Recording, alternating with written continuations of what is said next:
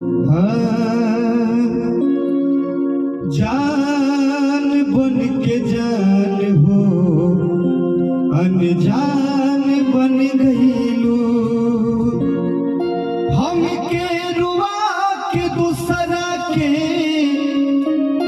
हमके रुआ के दूसरा के मुस्कान बन गईलू।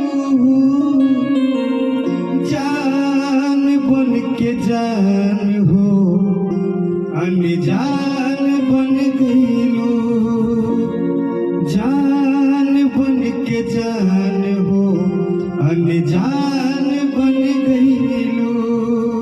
जी हाँ, नमस्कार दोस्तों, स्वागत करते हैं आप सभी को आपके यूट्यूब चैनल अंदाज भोजपुरी। जी बता दी कि भोजपुरी गायक रमेश रसमेश जी स्टूडियो में कुछ गाने को रियाज कर रहे हैं। जी हाँ दोस्तों, जो कि आप लोग देखें पहले कैसा लगा आप लोग कमेंट में कमेंट कर दीजिएगा। जी बता दूं कि भोजपुरी गायक रमेश रसमेश जी का बहुत ही जल्द यानी कि एक से बढ़कर एक सॉन्ग आने वाला है। जी हाँ दोस्तों, यानी गाना बहुत सारा रिकॉर्डिंग कंप्लीट हुआ है, जो कि हैप्पी न्यू ईयर सॉन्ग, जो कि हैप्पी न्यू ईयर जानू, जो तो मतलब आप लोग गाना सुने होंगे, जो कि रमेश रसमेश से छूटा है, जाकर आप लोग सुन लीजिएगा। जी हाँ दोस्तों, यानी कि एक से बढ़कर एक गाना अभी और छूटेगा, नया साल का गाना। जी हाँ दोस्तों, यानी कि 1 से 2 दिन के अंदर में एक और छूटेगा, तो आप लोग रेडी हो जाएगा। जी हाँ दोस्तों, तो भाई लोग मिलते हैं अगली वीडियो में, तब तक के लिए धन्यवाद।